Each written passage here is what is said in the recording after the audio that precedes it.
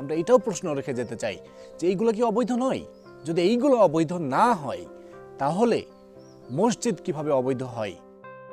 প্রিয় দর্শক, আসসালামু আলাইকুম। বিটুজে টিভি যে যেখানে বসে দেখছেন সবাইকে আন্তরিক অভিনন্দন ও শুভেচ্ছা।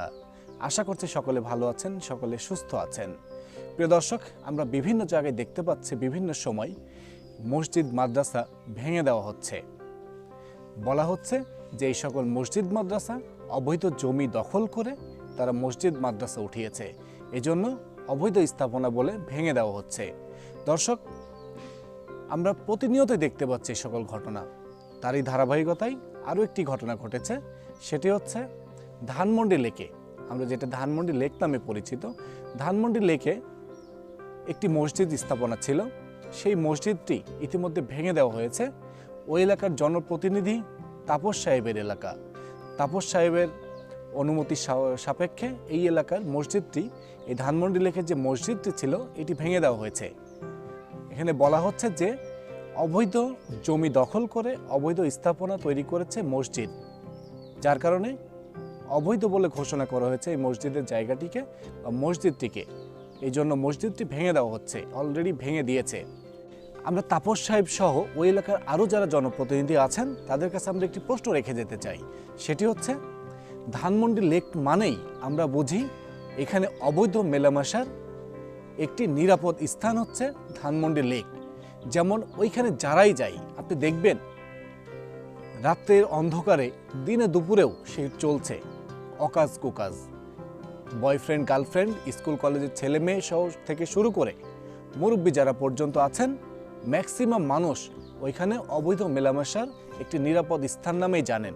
পাশাপাশি ওইখানে মদ, গাঁজা, হিরোইন, বিভিন্ন মানুষ নেশাগ্রস্ত হয়ে পড়ে থাকেন এবং নেশা করার একটি নিরাপদ স্থান ধানমন্ডি লেক, আমরা এটাই জেনে আসছি।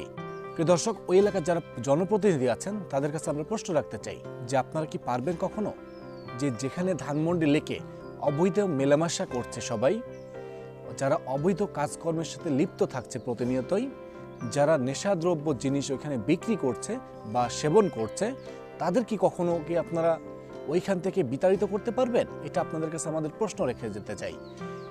প্রত্যেকটা বাংলাদেশের প্রত্যেকটা মুসলিম নাগরিকের একটাই প্রশ্ন, আপনারা মসজিদ ভেঙেছেন, আপনারা কি পারবেন এইরকম অবৈধ মেলামেশা যারা করছে, যারা অবৈধ দ্রব্য বিক্রি করছে বা সেবন করছে, তাদেরকে ওইখানে বিতাড়িত করতে? এই প্রশ্নটার উত্তর অবশ্যই আপনারা দিবেন। প্রিয় দর্শক, আরও দেখা যাচ্ছে যে ধানমন্ডি লেকের মধ্যে বিভিন্ন জায়গায় চটপটি, ফুচকা সহ বিভিন্ন প্রকার জিনিসের দোকান ওইখানে ধানমন্ডি লেকের মধ্যে বসেছে এবং প্রতিনিয়তই বসছে। এগুলো কি অবৈধ নয়? মসজিদ তো কোনো মালিকানা সম্পত্তি দখল করে নাই। এমন হতো যে কোনো মালিকের সম্পত্তি দখল করে আছে, ওই মালিকের ওই সম্পত্তিটা দরকার, সেটা অন্য হিসাব। কিন্তু ধানমন্ডি লেক তো সরকারি জায়গা, তাই না? সরকারি জায়গার উপর যদি একটা মসজিদ স্থাপনা তৈরি হয়, সেটাকে কিভাবে আপনারা অবৈধ বলেন? এটা আমার বোধগম্য হয় না। আপনারা কিভাবে এটাকে অবৈধ বলেন, এটার জবাব আপনাদেরকে দিতে হবে জাতির কাছে। যেই দেশে 95% মানুষ মুসলিম, সেই দেশে আপনারা এসব অত্যাচার করছেন। আমাদের মাননীয় প্রধানমন্ত্রী উদ্দেশ্য ডিজিটাল বাংলাদেশ গড়ার, সে ঠিকই ডিজিটাল বাংলাদেশ গড়ার চেষ্টা করছে, কিন্তু বাংলাদেশ সরকারের যেসব জনপ্রতিনিধি আছেন তাদের কিছু কার্যকলাপে আমাদের সরকারের বদনাম হচ্ছে, আমরা প্রতিনিয়তই দেখতে পাচ্ছি। দেখেন, অন্যান্য ধর্মের যেসব জিনিসপত্র আছে বা যেসব এই মন্দির, গির্জা বলেন, যেটাই বলেন, এগুলো কিন্তু কখনো ভাঙা হচ্ছে না। এগুলো কখনো আমরা দেখতেও পাচ্ছি না যেগুলো ভাঙা হচ্ছে। কিন্তু আমরা প্রতিনিয়তই দেখতে পাচ্ছি যে অবৈধ সম্পত্তির ওপরে মসজিদ মাদ্রাসা বলে সেগুলো ভেঙে দেওয়া হচ্ছে। এটা কোন ধরনের ব্যবহার?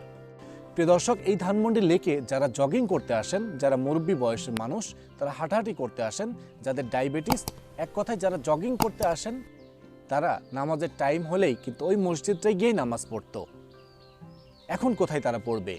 জগিং করতে করতে হয়তো বা নামাজের টাইম পার হয়ে যাবে বা নামাজ পড়তে হলে দূরে কোথাও যেতে হবে।